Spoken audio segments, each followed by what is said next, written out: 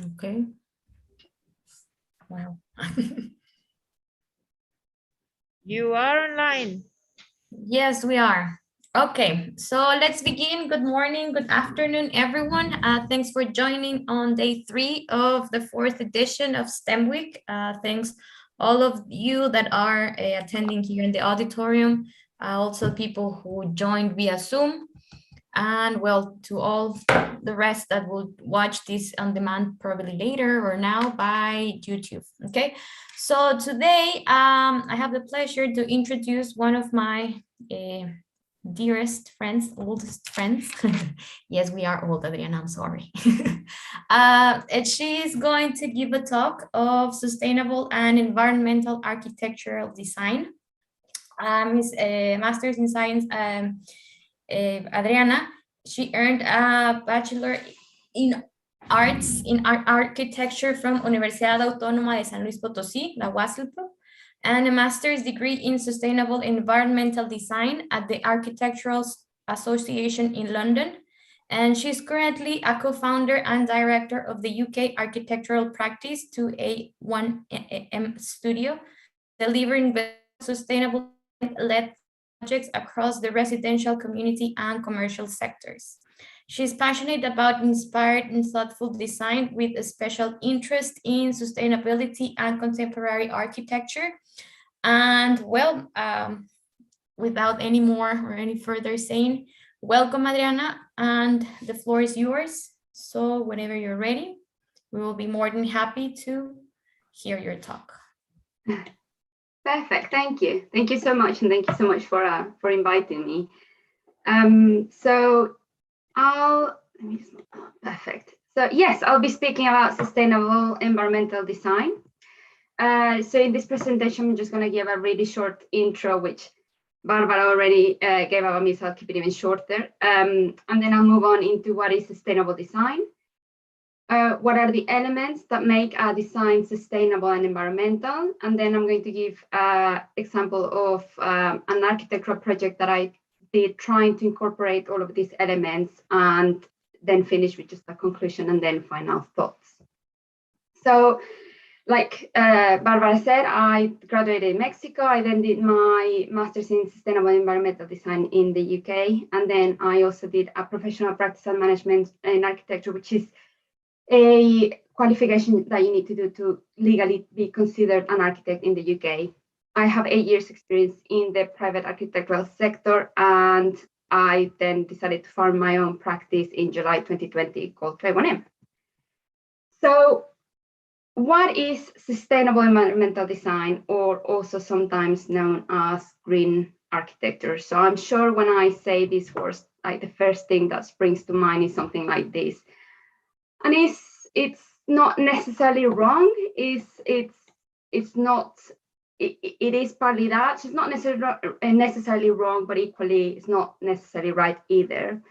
I do have a love-hate relationship with sustainability and the word sustainability, because I think a lot of the times it is thrown just out, and it's a very overused word, and sometimes we don't really understand what exactly does it mean. So hopefully in this chat, we'll be able to have a broader idea of what sustainable really entails.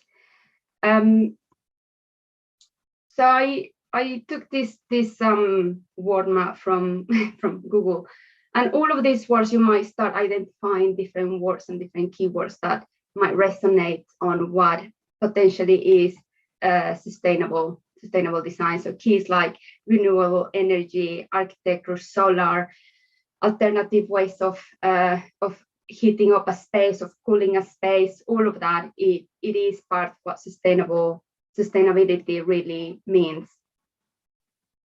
So in a nutshell, sustainable design seeks to reduce the impact of the environment, improve the health and comfort of building occupants, reduce non-renewable resources, minimize waste, create healthy and comfortable environments, but also understand the human, cultural and historical distinctions of each place, and very importantly, it is also, we want to create architecture and design that will last for years, that will adapt. You know, the life that we know now is not, and the world that we know now is not the same that it was 20 years ago, and it's not going to be the same for sure as it's going to be in 20 years time. So we want to create buildings that will pass the test of time.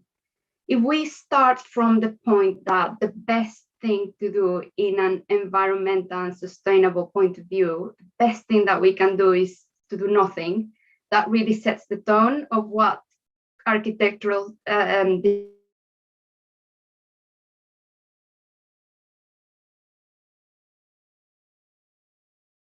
design seeks to do. Is, you know, it doesn't have to be You're lagging a bit, Adriana. fancy. Sometimes it can look very simple and vernacular. Am I okay? Hello? You lagged a bit. Can What- you just Where should I start again? it was just at the very end, the previous slide. That one. So basically, that one, my point that I was trying to do at the end of that slide is that the best thing to do is to do nothing. That's the most sustainable thing to do. So parting from that sets the tone of what sustainability is. So sustainable sometimes looks like this as well. Like traditional houses from around the world are sometimes the best. The best teachers that we can learn from, and this is because people are very adaptable and very flexible and very clever as well to design and build houses, working with the conditions of the location and the site. And you know, like you would never build an igloo in the middle of the Sahara, it wouldn't work, it would melt straight away. But an igloo is a really clever way to build a house that has a warmer condition inside than what is outside. So what's outside is minus 20, 30 degrees Celsius. Inside, you know, it's a bit closer to 0 degrees. So it is a little bit more comfortable than the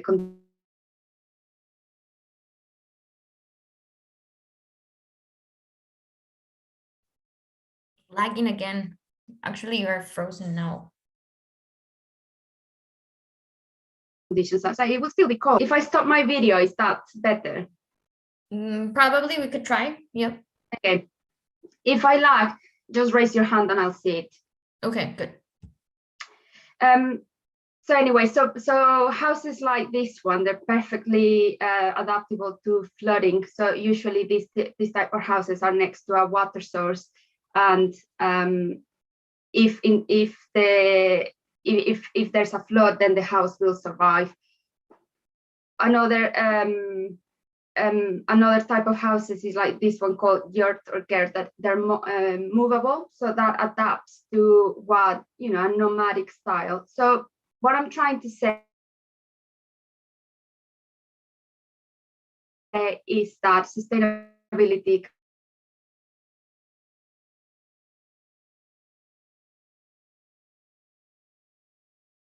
can. So I don't know what to do. Hold on.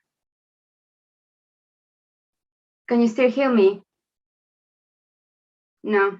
Give me a sec. Yes, we can hear you now. Yeah? Yeah. Give me a second. Let me try to see very quickly if I can sort out the internet. Okay.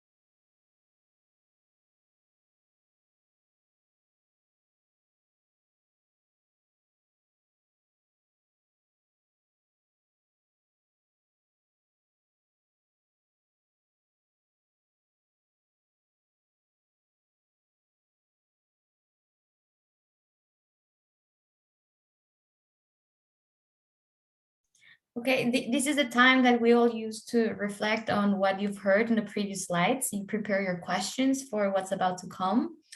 And probably you can start thinking of any cool idea or design that you might have for your houses, ones that you are or grown-ups, and and decide a place to settle down and probably see how you want it to look like or be like. This is where you get ideas from. So yeah, it's just technical problems as usual. Technology plays against us in important times, but it's fine.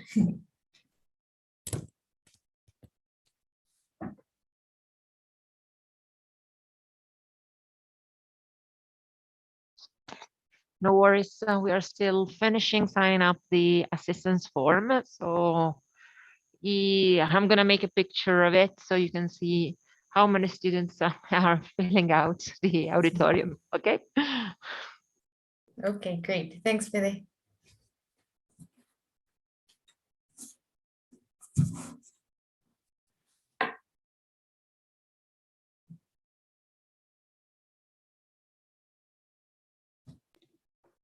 I don't know if that's gonna You're make back. sense. I'm back. I don't think it's gonna work, but we'll try. I'm We'll sorry. do our best. It's great. Right. So I tried to classify what makes a design sustainable and environmental. So all of these, you will start noticing that they are quite interconnected, and one won't work without the other one. But in a nutshell, this is the classification that I thought it was a bit easier and easiest to follow through. So all of these elements make a design sustainable and environmental. So let's start with passive design. So I don't know if you've come across this term. Passive design is what we do or how we design buildings, taking into account what we already have naturally, what is the local climate, what is in the location that that project is set in. And it tries to not use any other additional energy other than the one that is available naturally. So there are different elements that make or constitute passive design. The first one and the most important one is location. So it sounds really simple and really straightforward, but location is really important because it will let us know what are the opportunities and constraints that we have in a site, what is the key things to consider. So in Alaska, very cold, we need to then make houses really warm, isn't it? And it's not the same as in Mexico City, where it's actually, well, actually Mexico City quite fluctuates quite a lot. Sometimes it's really hot, sometimes can be also quite cold. So by understanding the location, it will give us an idea of the climate, and it will then give us an idea of the strategies that we need to use to make that building comfortable. Orientation is also quite key. And the key and the beauty thing about of orientation is that it's predictable. We know it. We know that the sun will always rise from the east. It will always set in the west. And depending in which side of the equator you are, the sun will either have a southerly path or a northerly path. So in Mexico, and also in the UK, the sun always has a southerly path. So because we know what the path is going to be like, and we know also how high the sun is going to be. So usually in summer, the sun is quite high up, winter is quite low, and it will never change. We know where to put our windows. We know where to put our shading. We know if we need to install PV panels, where to install them. If we install them to the north, we're never going to get those PV panels to work because they're not positioned in the right way. So that's why orientation is quite important. Shading, as its name says, what it does, it prevents direct sunlight into the building. If there's different ways of providing shading, louvers and pergolas are one of the ways we can shade buildings with other buildings. Balconies and verandas are a good way of shading also spaces. We can have fixed and movable shading as well. So we can have shading that when we want Can you see my mouse when I'm pointing at things? Can you see? Oh, perfect. So when we want the sun to go inside, so in winter that we want the sun to come and hit the house, then we can remove the shading. If it's summer and we don't want the sun to come inside the house and warm it up even more, then we move it down and then it blocks the sun.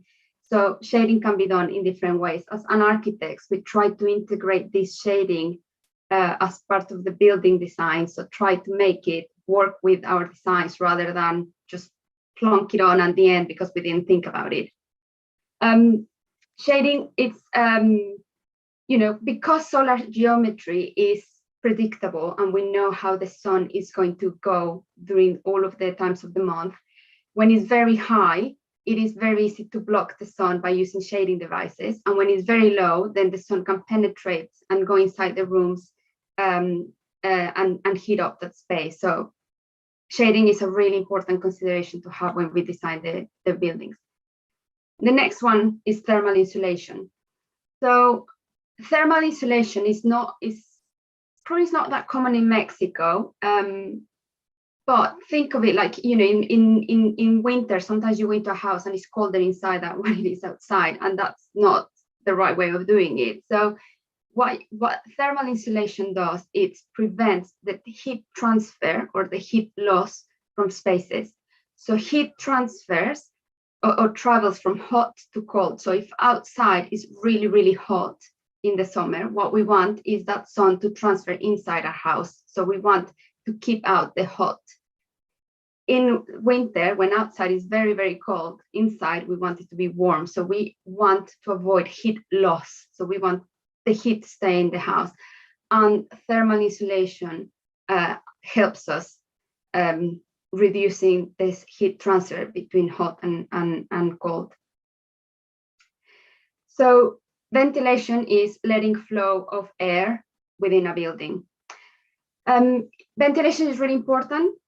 First off, air quality. Ventilation removes pollutants, it removes smells, but equally, it also can reduce the indoor temperature. So if it's very hot, very stuffy, you open the windows, air comes in, and it reduces the temperature inside.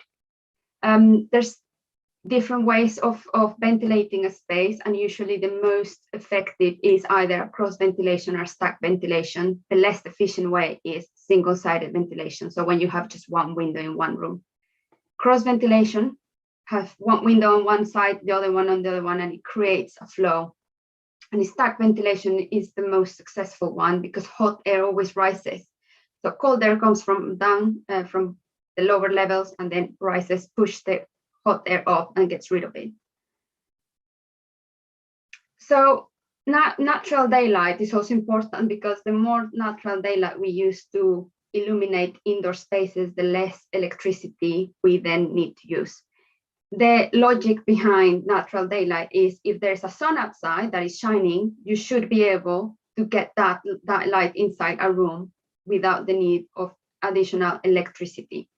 There are certain instances where this is not possible, like if you have a art gallery that the art, pieces have to be quite controlled with illumination and things like that, then natural daylight might not be as easy or as possible. A movie theater is fine. There's, according to separate to different spaces, daylight becomes more important than others. But for example, in things like schools, daylight is very important. Everything has to be well illuminated. There's different ways of controlling daylight. There's a difference between daylight and direct sunshine. So you don't want direct sunshine in your eyes because it causes glare, it's very uncomfortable, and it also increases the temperature in the rooms. But there are ways of bringing the sun inside using different techniques like this one, which basically reflects the light, and then you have indirect daylight inside a space, which is quite nice. It doesn't cause glare, you don't have it in your eyes, it's comfortable, and it reduces the amount of electricity. And finally, thermal mass. So thermal mass is it's a property that certain materials have. So if you think about it, when you touch concrete, stone, ceramic tiles, it can get hot. But if you touch your fabric or timber, it won't get hot. So thermal mass, it is a property of some materials to absorb, store, and release heat. So the idea of thermal mass is to use it in seasonally. So during the winter, what we do is if we have a high thermal mass building, which is, for example, a building made out of concrete or brick or stone, during the day of this winter day, we want the sun to hit directly into that thermal mass, and that thermal mass, what it will do, it would absorb all of that heat. And then at night, when the temperatures outside go low, then that heat is released, warming up the space at night. And then opposite to that, in summer, we want to avoid the sun hitting directly into the thermal mass, and then the thermal mass will just absorb the room temperature, the warm air in the room. And then at night, when the temperature outside drops down, the heat is released from the thermal mass. We open the windows and all of that heat just flows. And this graph that I have here, it shows very well how thermal mass works. So when outside the temperatures drop down, so the red line is the external temperature.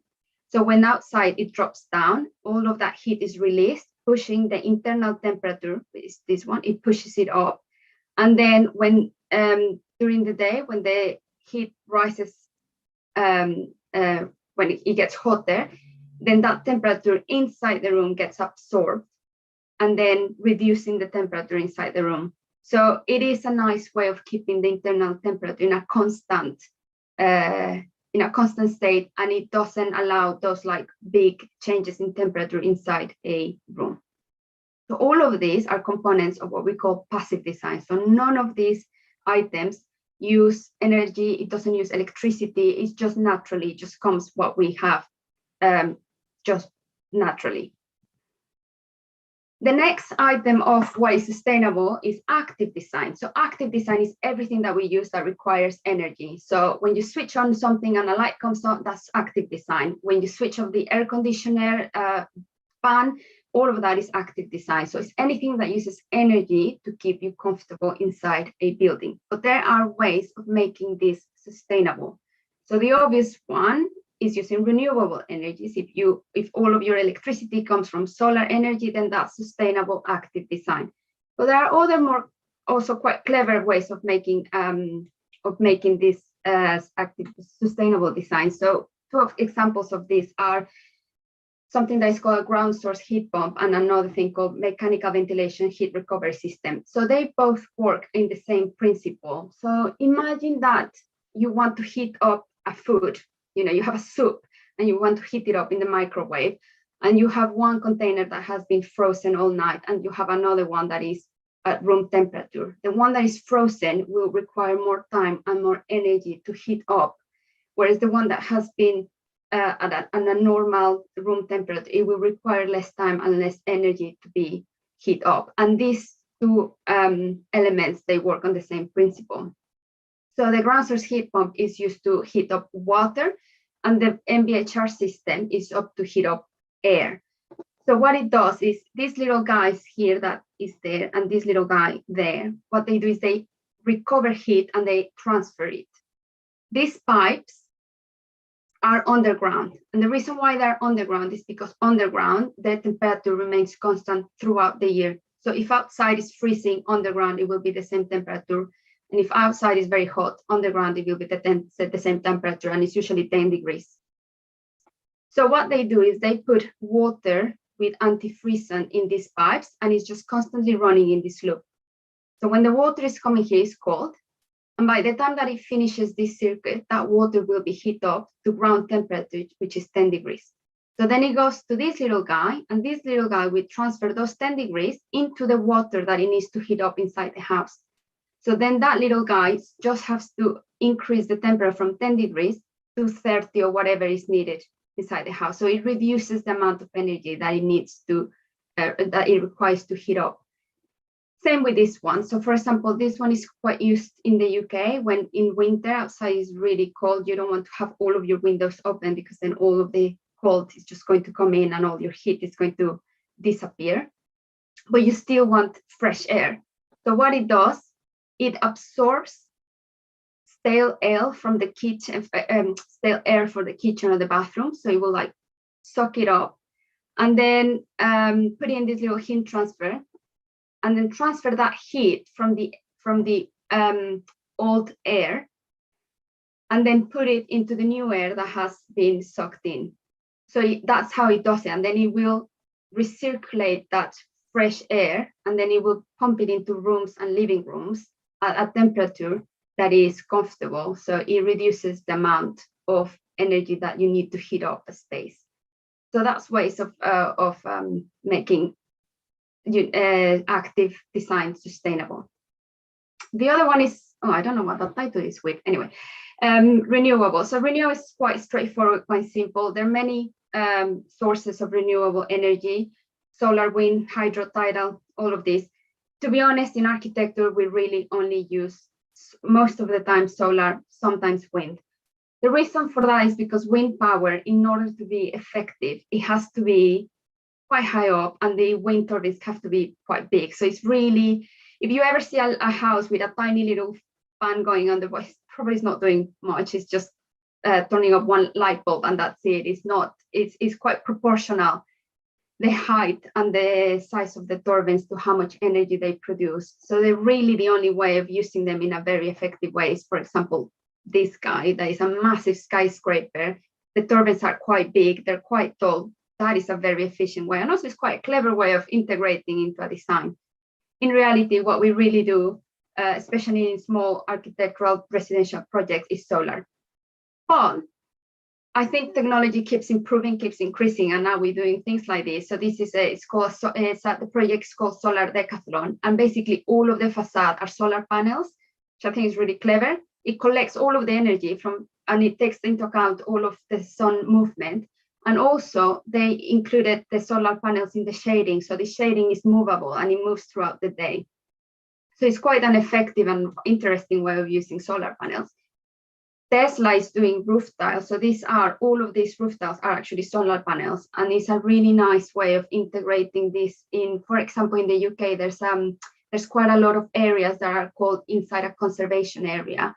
The UK is quite protective about these areas, and it doesn't let you do anything funky or crazy. So this is a quite good way of integrating solar panels in a more conservative way. So, and we're going to see more and more ways of adding, solar panels in houses. Like IKEA now does them, and they're quite cheap. Whereas 10 years ago, they were like very expensive. Now they're a bit more affordable. So I think just technology is just going to keep improving. The other thing is like materials. We need to understand where materials come from and the embodied carbon that each material has. So there's different ways of calculating carbon embodied energy. There's the one that the carbon embodied tries to calculate how much carbon embodied energy a material has. You have to look from when it's manufactured, but also how much of it is used, and also the operation, like when it's used, does it also release carbon? So it is quite a complex way of thinking about it. But for example, very interestingly, I think the number one material who produces or is responsible of the most CO2 emitted is concrete. But actually, producing concrete is like if you compare it to the other materials, is quite low, but because we use so much of it, that's what is making concrete the worst of them. So steel, for example, it generates more embodied energy to produce it, but it's more efficient. So for the same amount of strength needed, a steel column can be smaller and has less material, concrete be bigger and have more material. So that's the reason why, and concrete is used everywhere and so much. So that's why it is the worst one. So it's not so much because of the carbon that it is to produce it, it's just the amount and the quantity. So materials, like if it's sourced locally, if you're in China and you have to source materials from Mexico, then that's going to increase the CO2 carbon emissions. So we just need to be thoughtful of where the materials are coming from. We try to source them locally and like within a quite conservative radius from our architectural projects. Sometimes it's possible, sometimes it's not, but that's something to have in mind. Biodiversity, you know, animals were there before us. So most of our projects, if we can, we try to provide places for animals to thrive on biodiversity. Like one of the best ones is green roofs. Green roofs, like you can plant lots of different types of flowers. It's really good for insects, for bees, and it's also quite good for birds that have their nests are on flat surfaces, and it protects them from predators.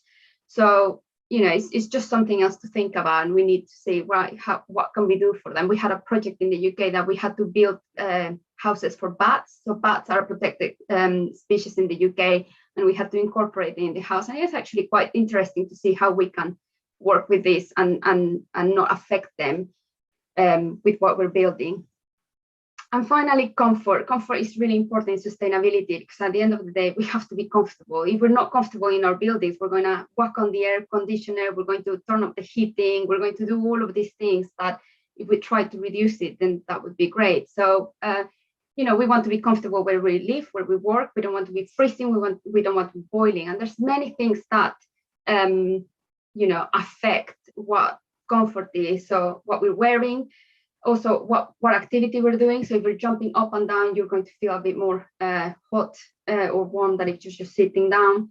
If it's very humid, if you're in a place where all of the materials are quite hot, you're just gonna feel the heat dissipating from these materials. So for example, if you're in shading or airspeed is another one. So for example, if you're in a beach and you're walking through the sand, it's going to feel boiling hot. As if you're walking in a park with grass, it's going to be less hot. So things like that is important to think about. And there are scientific ways of calculating what is comfortable or within like the internal temperature. So as human, we adapt. So as it gets colder outside, we will be more adapted and more comfortable with lower temperatures. And as it gets warmer outside, then we will be comfortable and adapt to a little bit higher temperatures. So this graph shows if the outside temperature is the yellow one, all of the temperatures in between the red lines, it is where a human would very likely feel comfortable. So you can see that it moves throughout the year. So if our buildings, we can keep them within this comfort band here without the use of electricity or energy, that is the aim of sustainable design. And at the end of the day, also, like, you know, this is two different offices. This is the office in the worldwide, God, I forgot about this world, well, anyway, in the UK. And you can I'm pretty sure all of you know which office you prefer to work in. So things like air and light and, you know, high spaces, different flexible type of working, all of that is really important in architecture. Like I said, all human beings, we like to be flexible and adaptable. Sometimes we want to work in a space that feels warmer. Sometimes we want to work next to a window. So having these opportunities, it allows people to find different places where they can feel comfortable. So that's also quite important. So I'm going to show you, hopefully quite quickly, a project that I did that tries to take into account all of this. And it's a school in Mexico. And this was my thesis dissertation project. So I'm from San Luis, and my project was based on San Luis. And the main problem for schools, we're talking about a public school or a government school, is like there's lack of funds. You know, there's not loads and loads of money that can be given to schools. So parting from the problem that there is a lack of funds, and also there's a poor quality. So these are some photos that I've taken in a site visit that I did from some school. So you can see that the quality is not great. And then the other problem that I think there is that this is a model of a school in 1925, and this is how they are today. And they have barely changed throughout the years, but the school and the teaching and the pedagogical research and everything has changed. It has improved. So why are the classrooms still the same shape as they were when, almost 100 years ago? And another problem is the amount of students per classroom. So usually it is quite common to have 44 or even more. I remember when we were in primary school, it was like 52 kids in a classroom. So the problem with a lot of students is you produce heat, your body produces heat. So obviously temperatures are going to rise inside a classroom. And then also you exhale CO2. So the more CO2 there is in the air, then it causes drowsiness and sleepiness. And if it's not a well-ventilated space, people are going to start feeling quite sleepy, quite distracted. So it's not a good environment to have that many kids in a small space. So I started, once having identified the problem, the next one was to identify the climate in San Luis. So we spoke about how climate and location is quite important in architecture, and it gives us an idea of what are the opportunities that we have and what we have to work with. So I identified what's the warm period in San Luis and what's the cold period in throughout the year, and then map it against where's the school holiday. So this is a school, therefore we don't have to worry. If the school is going to be closed on these months, then there's no point in trying to make it work through at those time of the month if it's not going to be if it's not going to be open. And another problem of San Luis is that the temperatures are quite variable. It can be very, very cold in the morning, but then very, very hot in the evening. So that range in temperature in the day is problematic. There's quite high solar radiation. So sun is very strong in San Luis. So that's another thing to consider. The sun position. So during December, the sun is quite low, but during summer, the sun is so high, it's almost like, right above you. There's different sky conditions, if it's sunny all the time, if it's cloudy, if it's overcast, all of this, it's important to know what's the daylight availability, especially if you map it against sunshine duration. So sunshine duration, it means how many hours in a day there's sun available. And then I mapped it against school hours. And basically, this conclusion was, well, most of the times you would be able, when you have a class in the classroom, there will be sun outside, so you would be able to try to bring that in. So for example, in the UK, it gets cold, it gets dark at 3 p.m. on winter. So it means that if there's no sun, then you will have to use electricity. There's absolutely no other way of doing it. But if there is sun outside, it means that inside you could try to avoid using electricity and use the sun to illuminate places inside. I did a field research. I went to a school and I put some data loggers to try to see what the temperature behaved inside a classroom for a week. And what we can see, or what I found out, is that the temperature inside goes very closely to the temperature, follows very closely the temperature outside.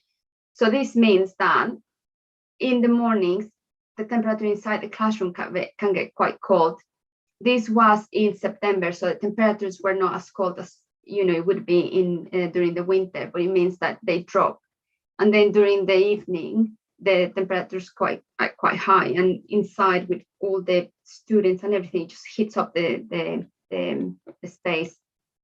So the main findings was that the indoor temperature follows very closely the outdoor temperature, which suggests that probably the use of insulation would be quite beneficial for that.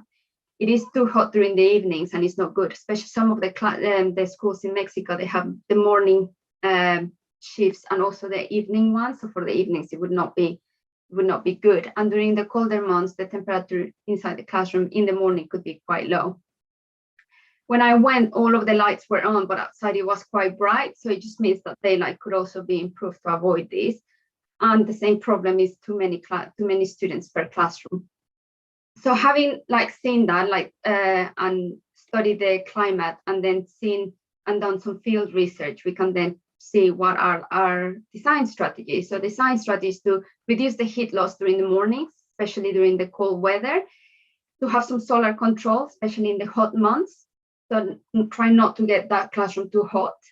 We need to improve ventilation, and with the use of thermal mass or insulation as well could use, try not to have that massive variation of temperatures inside a classroom. And for the outdoors, shading, use of vegetation, have materials that they don't irradiate a lot of heat, then it will make a very comfortable outdoor space.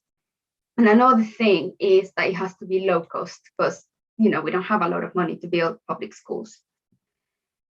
So architecture is not just about designing buildings, it's also about looking what's the social problems, try to make a sense of community, try to make a space feel safe and comfortable, and also respond to an economical problem that we have.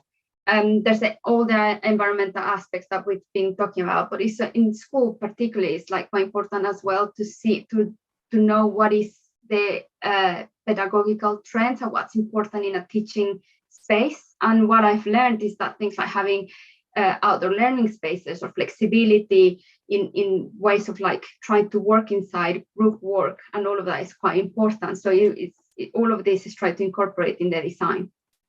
So at the end, the classrooms, they look something like that. And I will explain the thinking behind why it was the way it was. But it was in a courtyard shape school with an outdoor space in the middle. So the first one, it was the classroom design. So there's some research that proves what's the best or the ideal way of the angle where your eye feels comfortable looking at the blackboard or a screen for prolonged periods of time. And that basically the shape that we got from these classrooms, it was something like this, like trapezoidal type of space.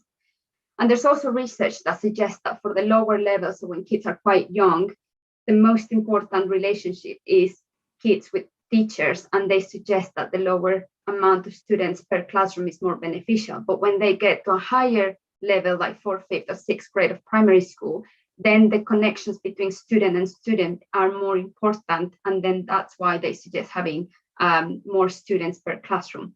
So as a brief, I said for the lower classrooms, we'll have a maximum of 15 students, and for the higher levels, then a maximum of 25 students.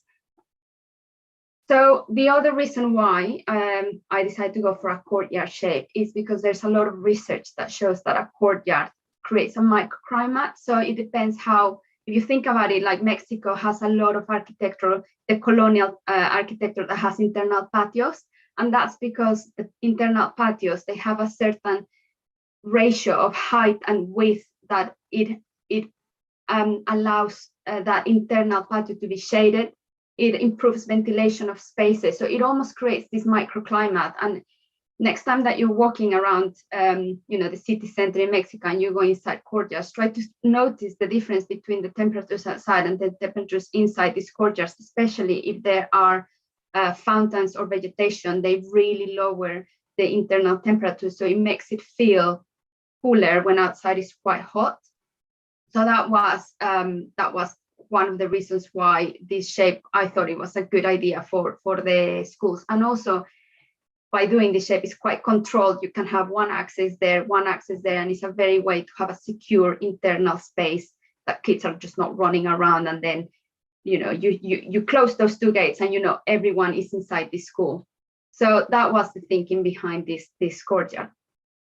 And the other main component of the design is using, we need to use cheap construction materials. So Mexico is number one. Mexico is number one of consumer of carbonated drinks in the world. So I thought, well, there must be a lot of plastic bottles lying around in Mexico. So there is this project, and this one is actually made in Guatemala, where they use plastic bottles filled with trash, just normal trash. They tie them to this chicken wire, and then they build schools with that. And I thought that was really clever. So I took that idea and said, well, let's try to see what propose using in this way. And if you see the cost comparison, these prices were when I did it like a few years ago, so I don't know how accurate they are right now, but it was clearly a massive difference of price per square meter. And also you use waste, so that's a win-win. So I started doing some thermal simulations to know what was the impact of each of these ones. So we know we need to reduce the amount of students, and we know that we need to reduce the temperatures, especially in the evenings. So this just shows what the impact of reducing students is in terms of temperature. So the red line is 45 students, like the classroom that I went to see. Sorry, it was 35 students, the one that I went to see, but there's also a classroom of 45 students. And the blue one is 25 students. And it's almost like 3 degrees difference of just internal temperature you can reduce just by reducing the amount of students that are in the classroom. So I thought that was quite beneficial. That doesn't solve the problem of having low temperatures in the mornings, but it does solve the problem of having high temperatures in the evenings. The rest of the next strategy is reducing the direct solar gain. So in the summer, the sun is quite high. And if you have a flat roof or any type of roof, the most exposed area for the sun to hit is the roof.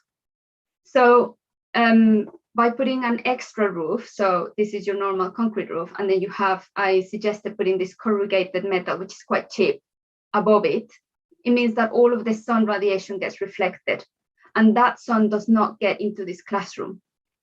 And just by doing that, there's a massive difference between the purple dotted line that is without this extra roof, and the blue line is with the roof. And there's almost like 5-7 degrees difference between one and the other one. So that made a really good improvement in how hot the classroom gets, especially during the evenings. Again, we still have the problem of the mornings. So the next step was to add insulation. So newspaper is quite a good insulating material. You can use trash, but I tried newspaper.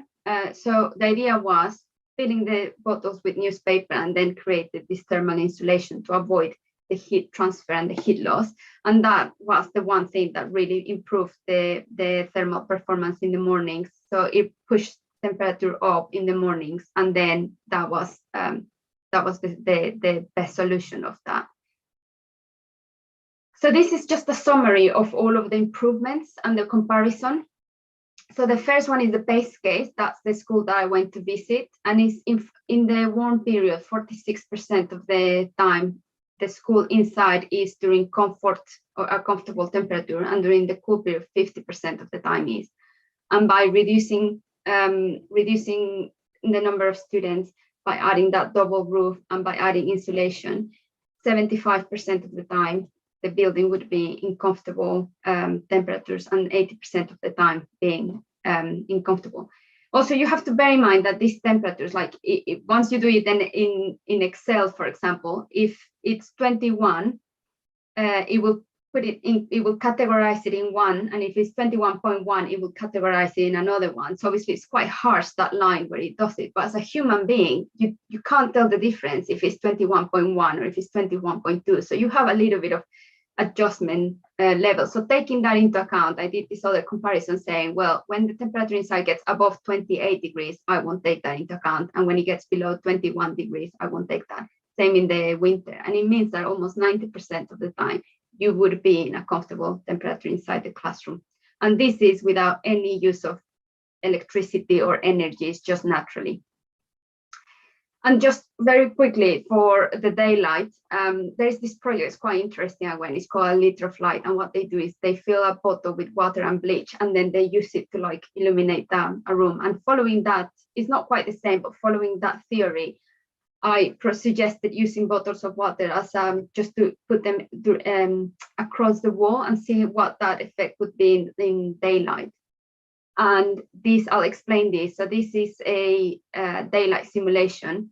Daylight factor, it means how much of this, what's the percentage of the sun outside that is getting inside a building. And it is, the unit of measure is called lux. So that is the simulation for all the classrooms. So 1 kilolux is 1,000 luxes, and the minimum illuminance level in a classroom that you need to be acceptable is 300 luxes, which means that if outside you have 25,000 luxes, 2% daylight factor inside is 500 luxes.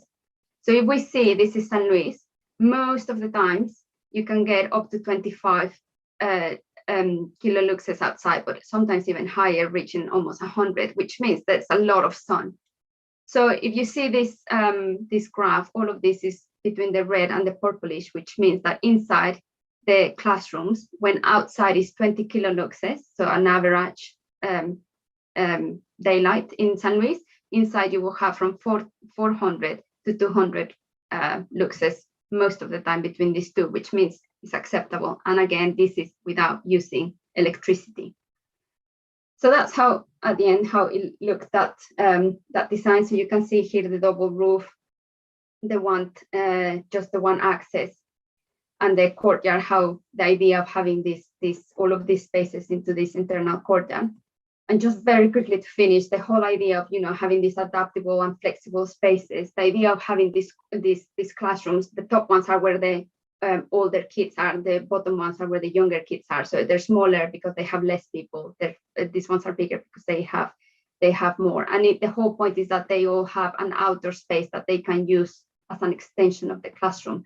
And this could be used as, for example, if you want to join two classrooms to do an art lesson, if you want to have an art exhibition or something, you can open all of this. If you have a parents conference day, you can use like different ways of using the space. And for the smaller ones, you have a very small but very controlled outdoor space that the teacher can quite keep a very close eye to them, and then use it for, you know, storytelling, outdoor lectures, division of activities, things like that. So that was the thinking behind the shape, and all of these are using the shape of the classroom that was behind that study of the ocular angle. And that's how they looked inside. I mean, just to get an idea.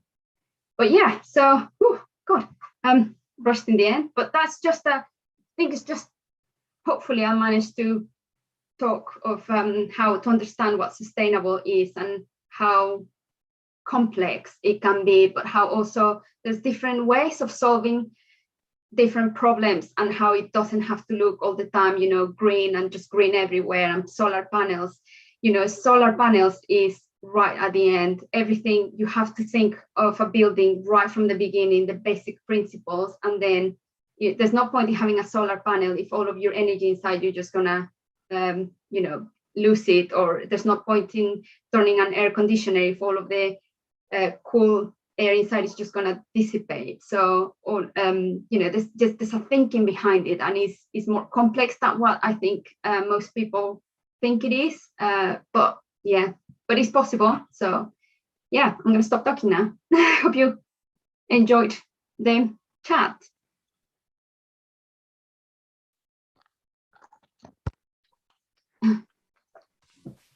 Okay, very well, thank you. It was very informative. I learned a lot, actually. I knew about this project. I remember you talking about it, but I didn't have the opportunity to see it like all complete, like all the renders that you have and all this study that's behind it. And I think it's wow, it's great. It's very beautiful, definitely. Okay, very good. So this is the time for questions. Do you have any questions for Adriana, guys? Someone there, like in Zoom, in the auditorium?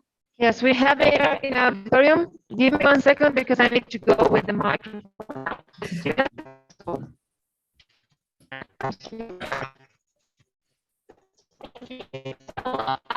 Understanding the use of PET in buildings is relatively new. So my question would be, what are the consequences long term of using them in the buildings?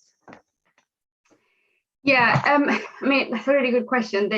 It's not it hasn't been used, but it has been used in these schools and it has been used successfully. I had a chat with a guy who coordinated all of these classrooms, schools in Guatemala, and they used the plastic bottles, and he was quite happy with how it turned out. But at the end of the day, it is new. It's not really a construction method. It's not really something that you would, you know, it's not traditional. It's not well known. I wouldn't consider it as a established construction method. It was more to think, well, is there something we can do that is just outside the standard and the norm?